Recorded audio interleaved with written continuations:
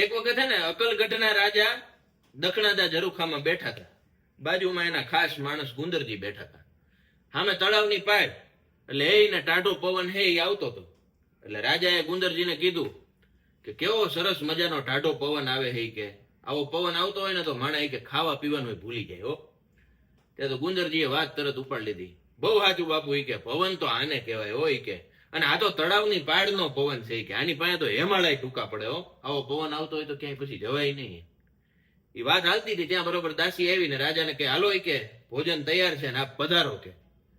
રાજા કે ગુંદરજી હાલો તો કે હવે જમવા જવું પડશે.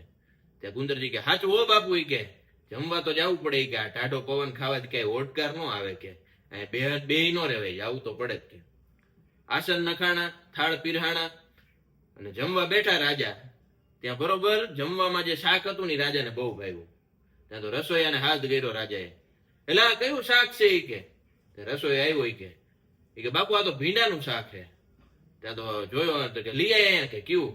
ત્યાં તો દાસી છે એ ઓલી ભીંડાની સિંગુ હતી લઈને આવી.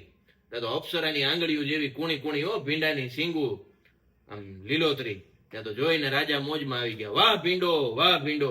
ત્યાં તો ગુંદરજી બાજુમાં જ બેઠા હતા. પાછી વાત ઉપાડી, અરે બાપુ કે તમે કે વસ્તુ પારખવાની કઈ તમારી આવડત છે કે ભલો તમે ભીંડાને પારખ્યો કે. અરે કે આ ભીંડાના તો કે શાસ્ત્રમાં બહુ ગુણ કીધા હે કે ભીંડો ખાય તો કે માંદો માણા હાજો થઈ જાય, અરે મળતા બેઠા થઈ જાય કે, અને કે કાયર માણા હોય ને ઈ હોત લડવા જતો રહે. આ ભીંડો ખાય ને તો ભીંડા જેવું તો બીજું શાક ન થાય કે. અને ત્યાં તો રોજ રાજાની થાળીમાં ભીંડો જ આવે. આજ ભીંડો, કાલ ભીંડો, એક દી, બે દી, ત્રણ દી, અઠવાડિયું ભીંડો આવ્યો. બે ત્રણ દી તો રાજાના ડાયઢે વળગો ને પછી ઘંટાડ્યા હો કર્યો થાળીનો ઘા કે ભીંડો લઈ જાવ કે આ હું રોજ ભીંડો કે થાળીમાં પીરસો હોય કે આવો કઈ હોય શાક ખાવાનું. ત્યાં પાછા ગુંદરજી બેઠા હતા.